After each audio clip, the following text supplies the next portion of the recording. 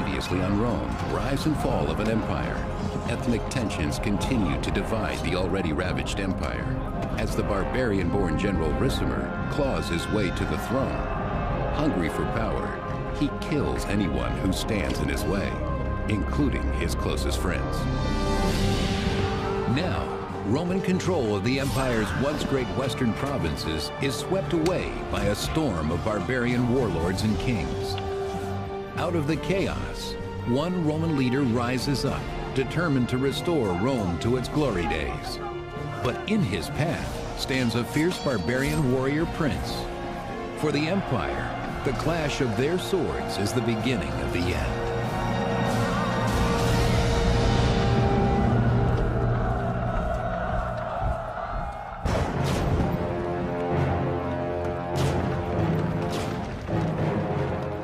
By the 5th century AD, after hundreds of years of constant warfare, the Western Roman Empire is a mere shadow of its former self. The empire was into full-blown crisis. There was increasing pressure from barbarians outside the empire who wanted to come into the empire. And above all, there was the tremendous financial pressure. The empire wasn't generating the revenues that allowed it to keep its military forces strong and its infrastructure repaired. Without a well-armed military, Rome is powerless against one of the largest barbarian forces the empire has ever seen, the Huns, led by their ferocious leader, Attila. 5th century chronicler Callinicus recounts their savagery.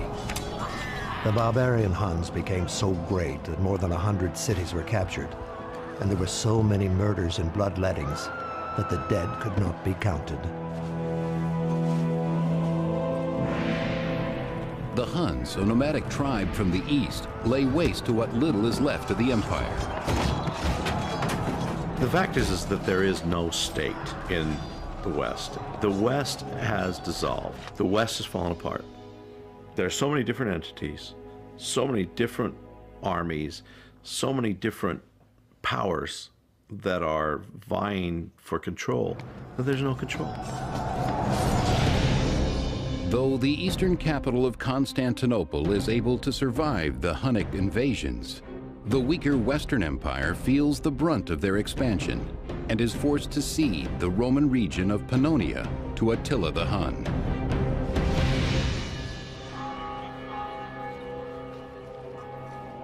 In the empire's former territories, Romans must now answer to their barbarian rulers, the Huns.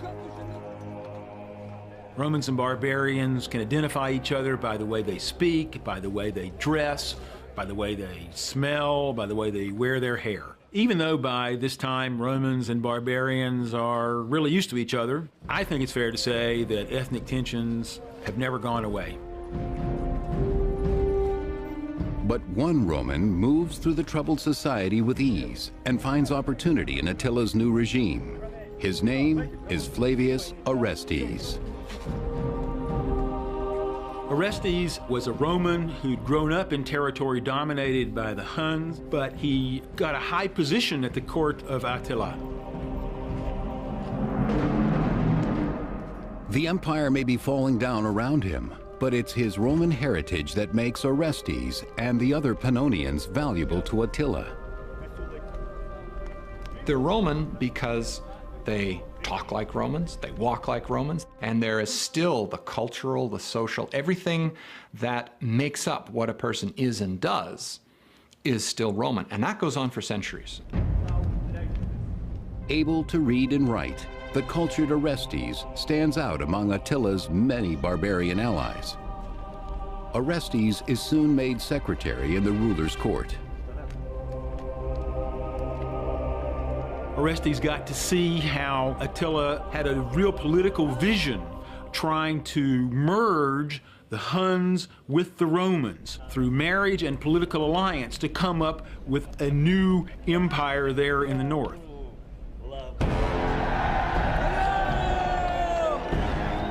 Having daily contact with Attila the Hun, Orestes experiences firsthand just how brutal barbarian justice can be. His Roman sensibilities are easily offended. I think it is fair to say that there's what we would call ethnic tension between barbarians and Romans. They faced a problem similar to the problem that we face today. These different peoples from different cultures need to work together in important ways. They want to become like each other, but there's tension between them. Though Orestes is repulsed by the barbarians' blood sacrifice of their enemies, in Attila's power, Orestes finds the ambition for something more.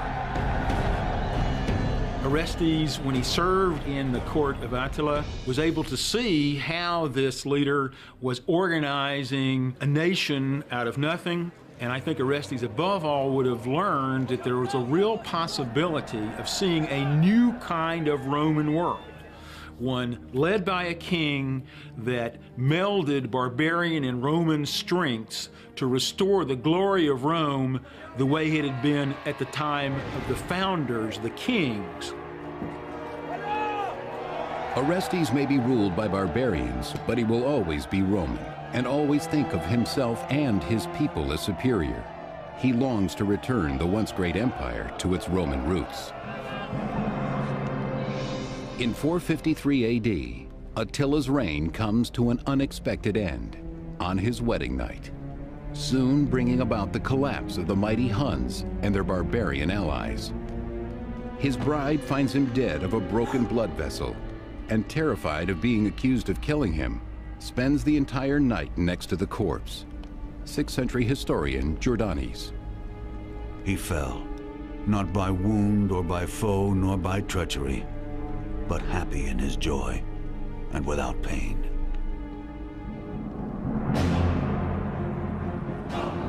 But the Huns' demise cannot save Rome. The power vacuum that results only allows more barbarians to descend upon the fading Western Empire. In the following years, Rome's cities fall into disrepair. Hunger prevails, and beggars fill the streets. Orestes wanders, no longer a man of influence. He seeks his fortune in a land struggling to survive. The infrastructure seems to have crumbled in some cases fairly quickly. It varied from one region to another. Aqueducts, it's true, sort of perhaps fall into disrepair, and the quality of pottery, perhaps in some places, diminishes. It's all getting a bit more hectic. The street plans begin to change. The regular features break down. It is a time of diminished hope and starving children. The details of Orestes' travels are lost to us, but as a true Roman, he refuses to believe that the empire is beyond saving, that the humanity and civilization at its core cannot be brought back. He sets his sights on one day making his way to the city of Rome.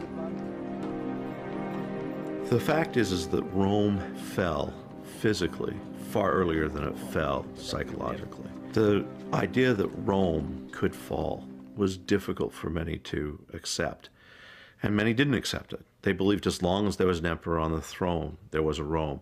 As long as there were walls around the city, there was a Rome. As long as there was somebody who believed a Rome existed, the empire in fact existed. In the mid-5th century, after years of constant pressure from barbarian attacks, Rome is forced into a treaty with a powerful tribe called the Burgundians, granting them valuable Roman land in exchange for military service.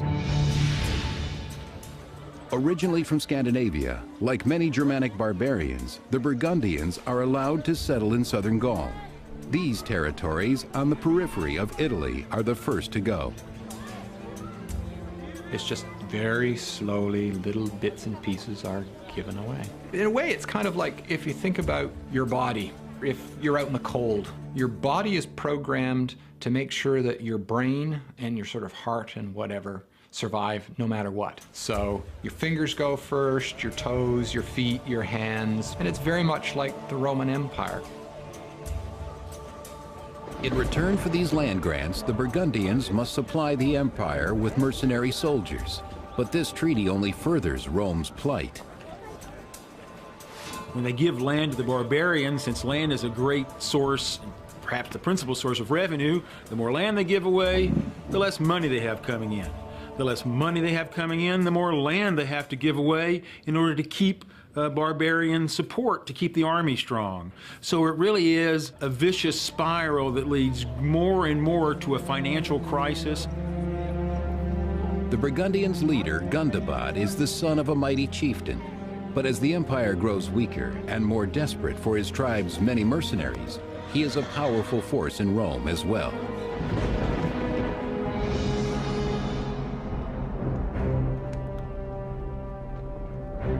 In the empire's capital, Gundobad is made the master of soldiers, but he controls more than the army. He also chooses Rome's emperor, Glycerius. It's a choice made by Gundobad because Gundobad thought that he was a loyal figure. But it's clear that Glycerius must rule at the pleasure of Gundobad, and he must rely upon the support of Gundobad to do this effectively. The emperor's great throne room is filled with more barbarians than Romans. The Western Roman army at this point is overwhelmingly barbarian, if not entirely. It seems likely that there were still native Roman forces in there. But when we do hear of this army, it's an army that contains Turks and Germans and a range of other non-Romans. In charge of Glycerius's barbarian mercenaries is a barbarian warrior named Odovaker. Odovaker found a position in the Imperial Guard, close to the center of power, surely because he had a demonstrated military competence and real leadership ability.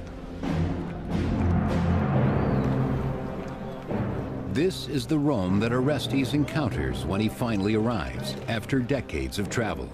Upon first meeting Odovaker, he cannot know how deeply the empire has changed since its glory days. The power of the Western Empire is certainly gone in the 470s, but I think it's probably not clear to everybody that this is a doomed enterprise. It does seem potentially to be just a momentary weakness, and had the course of things gone differently, perhaps it could have recovered.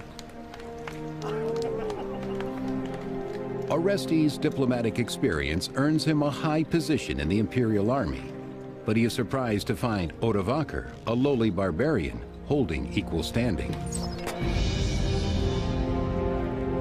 They obviously were both highly ambitious. They had survived really tough circumstances. Orestes had succeeded at the court of the bloodthirsty Attila the Hun. Odovaker had been a military commander and had brought himself literally later from rags to riches at Rome. I think their ambitions as well as their special competences would have put them on the track to compete with each other. Both have their own visions of empire, one Roman and one barbarian.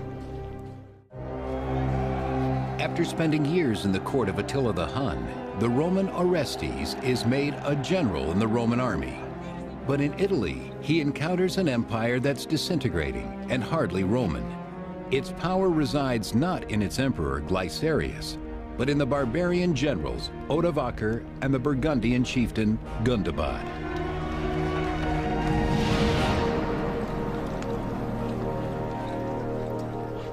In the past, Rome had integrated its barbarian mercenaries in the army to ensure that they never gained too much power. But what happens in the 5th century is that they stay as Germanic groups. They get to keep their own clothing, their own food, their own culture, their own administrative structure, their political structure, their military structure, and it's bizarre, but they aren't Romanized. And now, Gundobad's warriors hold the same rank as their Roman peers and Emperor Glycerius's Roman army. The army at Glycerius's disposal, or rather, basically that Gundobad has at his disposal, will be a mixed formation, no doubt comprising some Burgundians, but many other various groups as well, that together form, as it were, the army in Italy. In the case of the Roman army, there seems to have definitely been tensions at times between barbarians who were serving and Romans who were serving, Romans who felt that because it was the Roman army that their leadership capabilities should be recognized, whereas barbarians should be disqualified because they were barbarians. The once unified power of the Roman military is lost as violence explodes within its ranks, dividing the army against itself. General Orestes, once so skilled at diplomacy, soon finds that even he is powerless against it.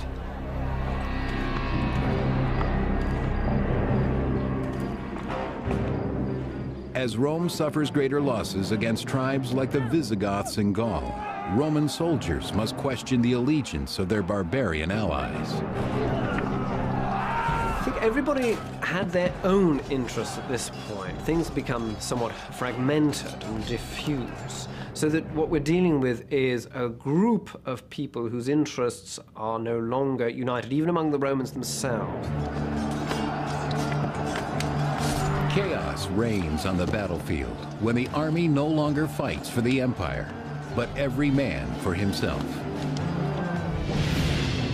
When the enfeebled Western Empire can no longer keep its enemies from sacking the Mediterranean coastline, the stronger Eastern Empire, based in Constantinople, finally steps in.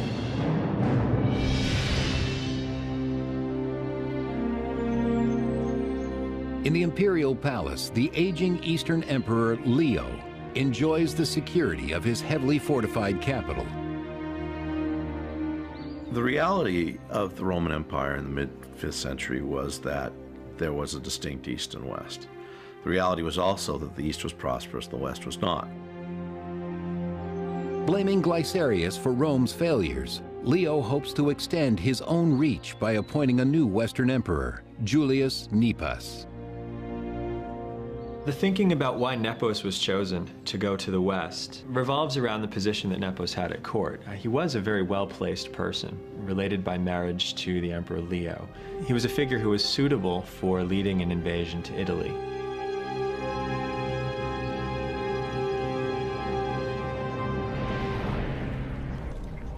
In 474 AD, Nepos assembles an army and leads his troops away from Constantinople, bound for Italy.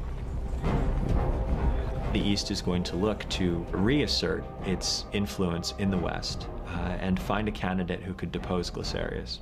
Its reaction is not a surprising one. As a newly appointed emperor, Nepos has a great deal to prove, and even more to lose, if he fails in bringing the Western Empire back from the barbarians. As Nepos's army sails from Constantinople, the Western Emperor Glycerius must prepare his own army to counter the attack in Rome. But when Glycerius orders Orestes and Odovaker to ready their troops for battle, he encounters firsthand the problem of barbarian loyalty. Gundobad and his Burgundian troops desert him in his hour of need.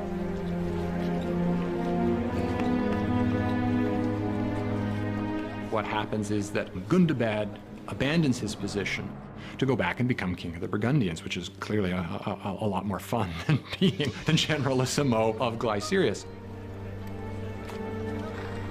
The army, because it's not a Roman army in terms of its native background, has a different agenda and a different set of desires than perhaps a citizen militia would. Without his Burgundian support, even the armies of Odovaker and Orestes cannot save Glycerius from the invading forces of Nepos.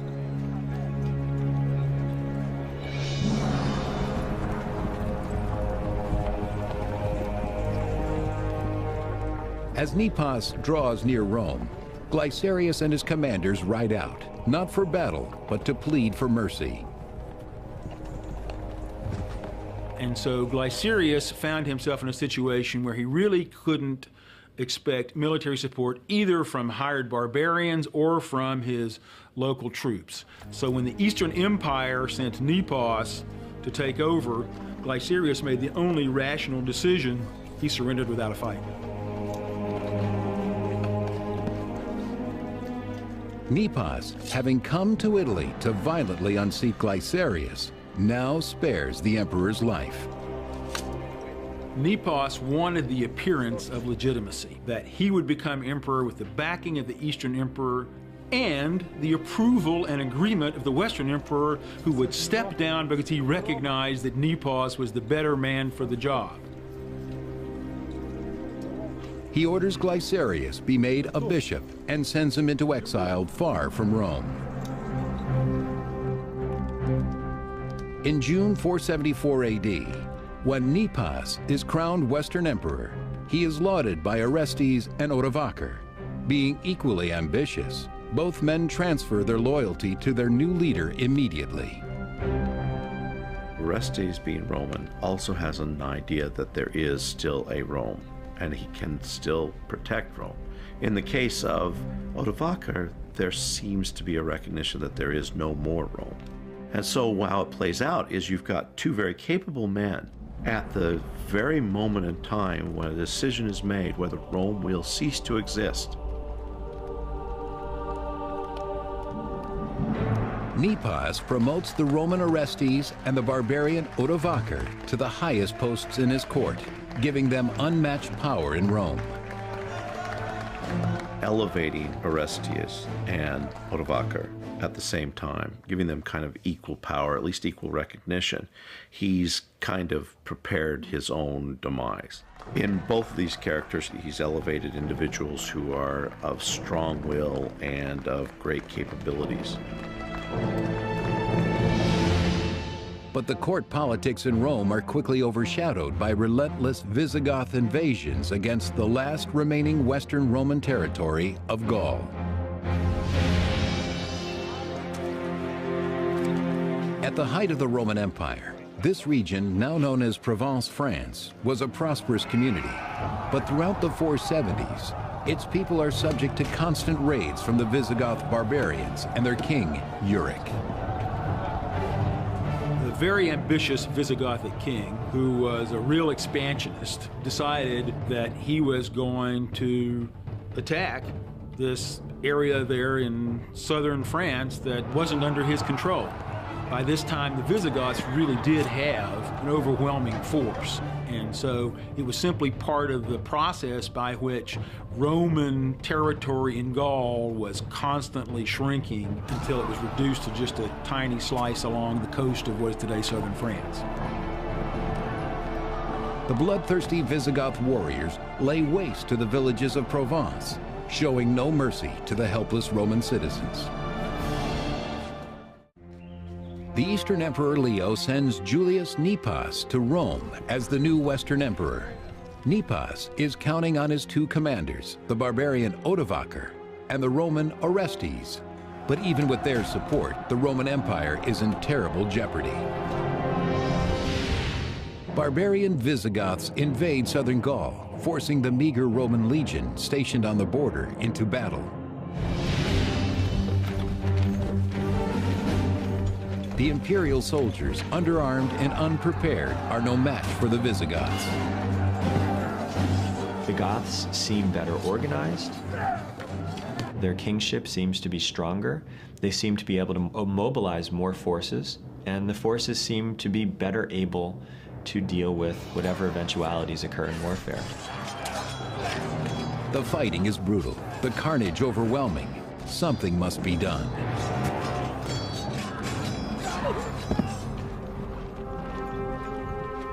Though the Roman commander Orestes is inexperienced in battle, Emperor Nepos sends him from Rome to Gaul with orders to drive the barbarians out. He's to be the new commander-in-chief in Gaul. Now, the thing is, you can ask yourself, is this such a great honor or such a great position to be given that there's very little that's left to be controlled in Gaul? It seems like an honor, but perhaps it was actually a way of sidelining him. We don't know.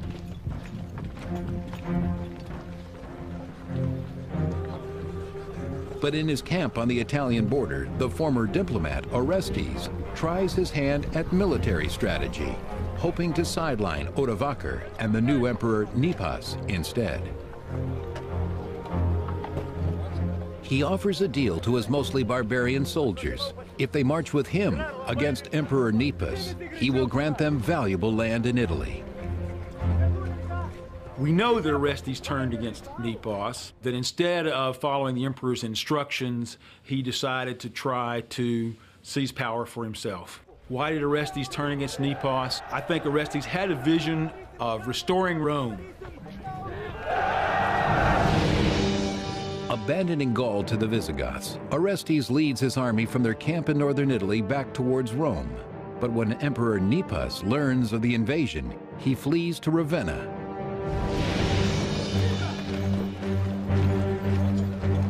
In August of 475 AD, Orestes marches into Ravenna and orders his troops to scour the city in search of the emperor. The barbarian soldiers go on a rampage, terrorizing the citizens and destroying property. I can only imagine that Orestes either thought that Nepos was selling out the Roman Empire to the barbarians, or that Orestes simply had this overwhelming ambition to capture the Roman Empire's leadership for himself. But even under the threat of death, no one reveals the emperor's hiding place. Emperor Nepos is forced to secretly escape the city, according to 6th century historian Jordanes. Nepos fled to Dalmatia, and, deprived of his power, he languished there as a private citizen, in the same city where the exiled Emperor Glycerius recently became bishop. Soon, Nepos is on his way out. He's exiled and will continue to be exiled, calling himself emperor until 480. And in fact, some historians give him sympathy as the last Roman emperor, but he's long since ceased to exist as an emperor. With Nepos gone and the barbarian soldiers under his thumb, Orestes believes he can restore order to an empire engulfed in anarchy.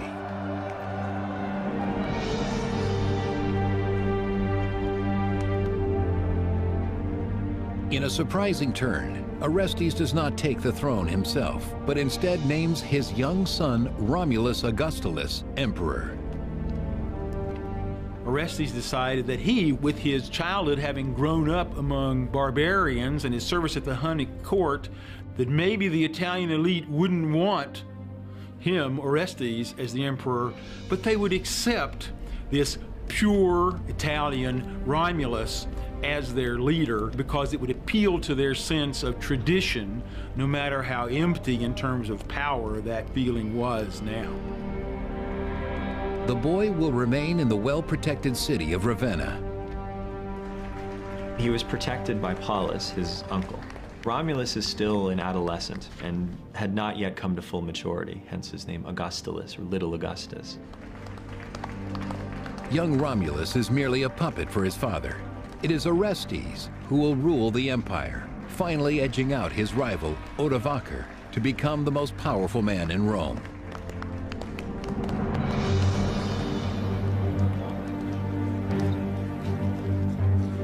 Swollen with pride, Orestes ignores his debt to the barbarian soldiers. But after holding up their end of the deal, helping Orestes unseat Nepos, they demand their payment of land. These guys want to get settled on Italy, on Italian territory, on the land of Italian senators. And Orestes is enough of a Roman to know that this isn't going to fly. And so he says no. Orestes couldn't pay the soldiers. For the soldiers, the purpose of having an emperor was to pay them. And so when Orestes, the power behind the throne with his son on it, can't come up with the money that they want, or can't come up with the land that they demand, then there's only one answer. Get rid of that emperor and get somebody else who can get us what we want.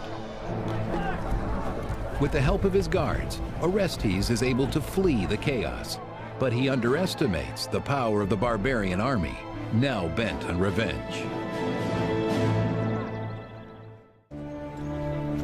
After years of competing for power with his barbarian co-commander Odovaker, the Roman Orestes gains the advantage, crowning his own 12-year-old son as puppet emperor. But tensions rise as the barbarian army goes unpaid.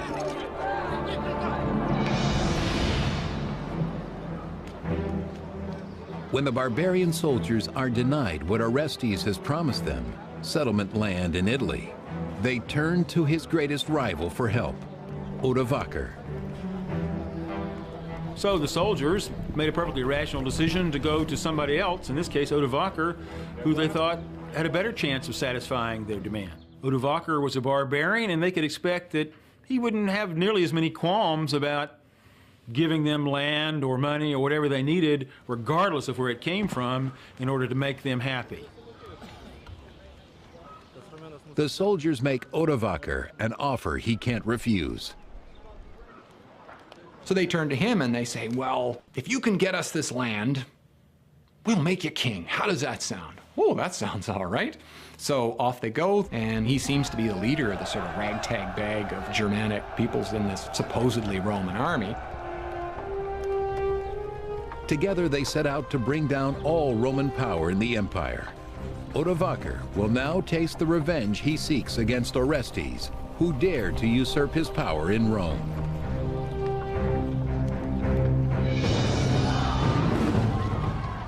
They immediately begin to raid the cities of Italy. The narration that we have of this talks about days and days of plundering, the wealthy being stripped of all of their money. After risking their lives for the sake of an empire they can't even call their own, the barbarian soldiers feel the time has come for Rome to pay in blood what they cannot pay in money and land. Pretend you're a soldier for them. Pretend that you have to live on the meager wages that you've got, and now you miss a payday. One payday, you may be able to make it. 2, 3, 4 paydays in a row, you're starving. Are you going to have much allegiance to the army that has left you starved? Now answering to no one, Odovacar relishes the opportunity to finally assert his dominance over Italy and Orestes. What we're talking about in 476 is not a war per se. There's no great battles, there's no sieges. You've got starving soldiers seeking to survive. And in order to survive, they will do whatever it takes to do so. Because they are trained to fight, they will put down anyone who encounters them. And riots and rampages and sackings and rapings take place. With Odovacar closing in, Orestes leaves his son, the young emperor Romulus, in Ravenna under the care of the boy's uncle Paulus, while Orestes escapes to Ticinium in northern Italy. Orestes is forced to seek refuge from Odoacer and his troops in Ticinium, which is modern Pavia. We're told by a text that the bishop of Pavia gives Orestes sanctuary in the city. But even the house of God cannot protect him from the barbarian forces. Orestes is forced to flee as Odovacar and his men ravage the church, desperate to root him out. The bishop had his collection of alms stolen. All of the money he'd collected to help the poor was stolen by Odoacar's forces. They also burned buildings, including the church. As the church goes up in flames, so do Orestes' visions of the empire's rebirth. Odovacar does not care about the perpetuation of Rome. In fact, it's a realization to him very early on that Rome no longer exists. But what role does he play? What power can he hold?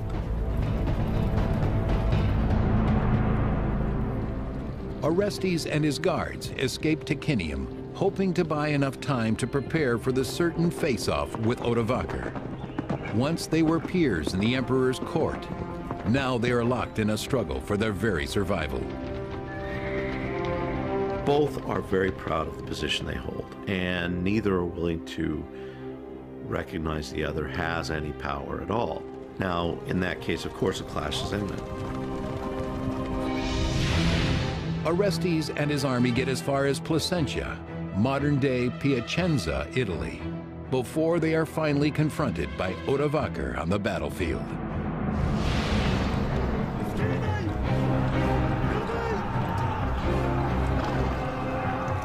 The inexperienced Orestes has little chance against the savagery of Odovacar's barbarian troops.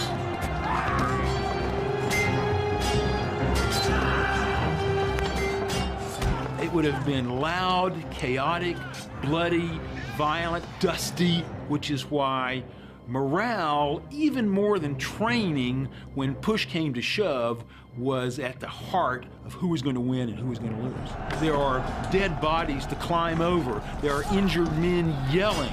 There are people loosing their bowels from fear.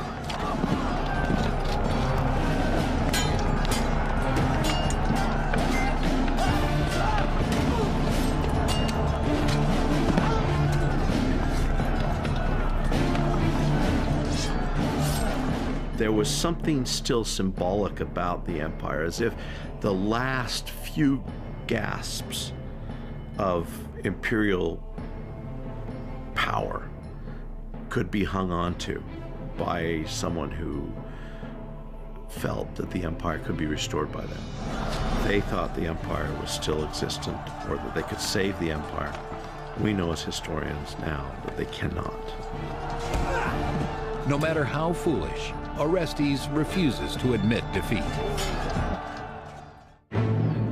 When the Roman general Orestes breaks his promise of land to his barbarian troops, they launch a full-scale revolt led by Orestes' rival, the barbarian general Odovaker.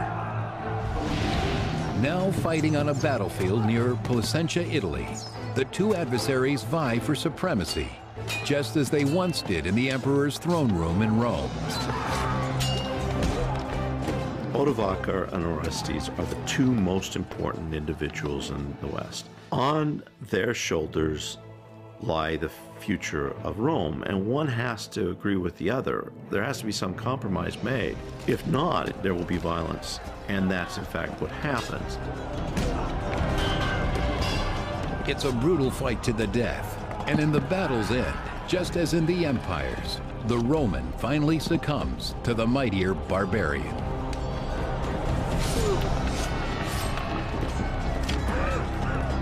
We don't know exactly what happened when Odovaker caught up with Orestes, but my suspicion is that it was a quick and brutal end.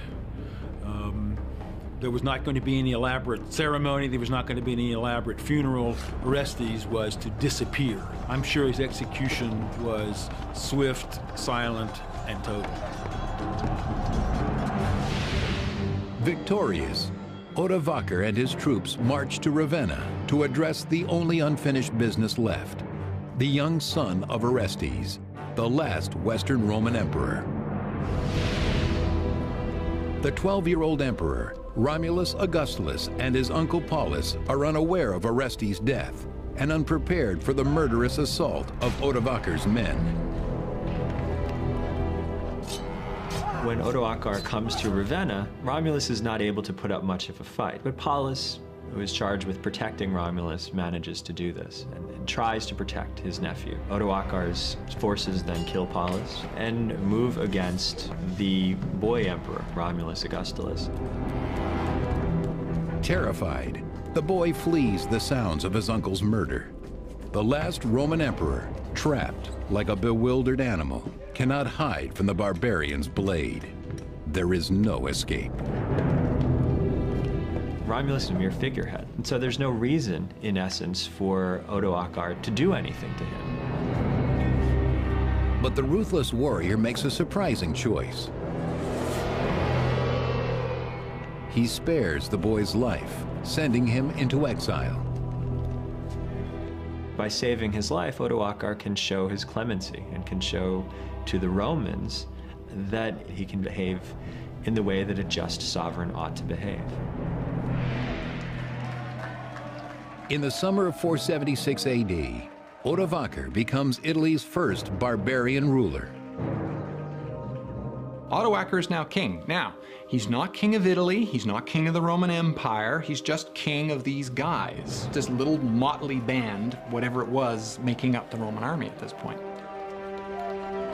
Odovaker is king, not emperor, because the Roman Empire is officially dead, just over 500 years after its birth in 27 BC. It really is the end of a Roman emperor in the West. Now there's going to be a king in the West. There's still a Roman emperor in the East, but the East has no effective control over the West. In a real political sense, things have changed fundamentally. News of Rome's fall travels quickly to the new Eastern Emperor Zeno in Constantinople. The messengers arrive bearing the news the Eastern Empire has dreaded for years. They carry the last vestige of the boy emperor's imperial office.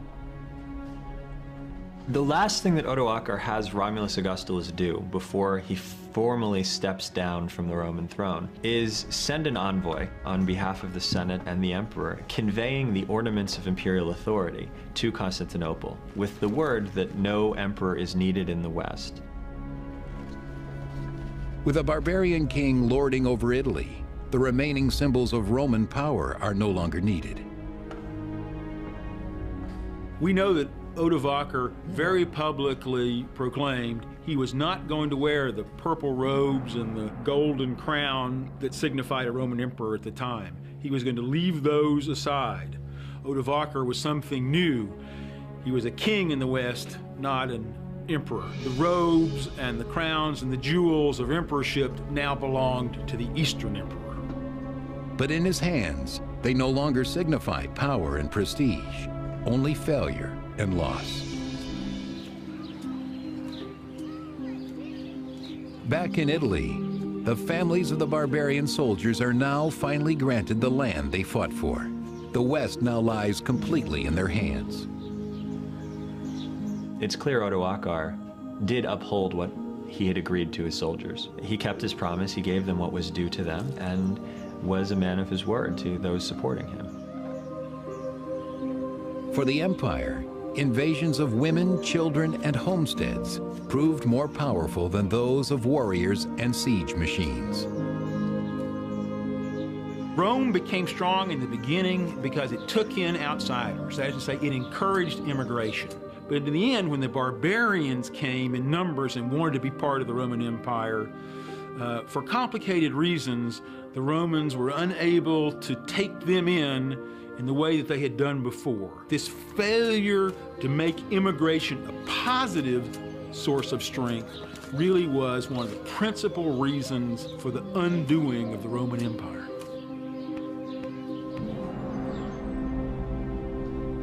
But despite the fall of the empire, in remote places like monasteries and libraries, the great knowledge and ingenuity born of Roman civilization is miraculously salvaged and saved. The idea of Rome endured because in those pockets where there was still an emphasis on learning and education and books, it was Romanness and the classics of Roman literature and culture that were seen as the foundation of a civilized life. The Roman Empire has bequeathed a huge amount to us, certainly in the West.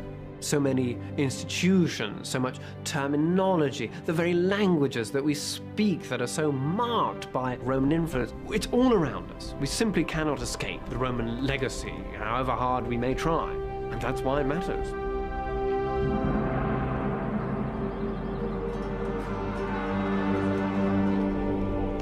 From democracy to empire to its fall, Rome has inspired the Western world as we know it.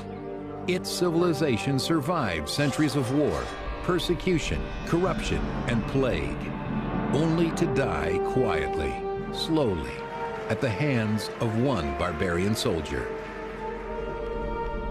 There is a romanticism to caring about the fall of Rome, caring about the Roman Empire as a whole. I mean, it certainly was a very important part of the formation of the modern world. Well, let's face it, it has been around for 1,500 years. Why should we care any longer? Now, I think the answer is very simple on that. We should care because in Rome lay all of the wonderful aspects of humanity and all of the terrible aspects of humanity.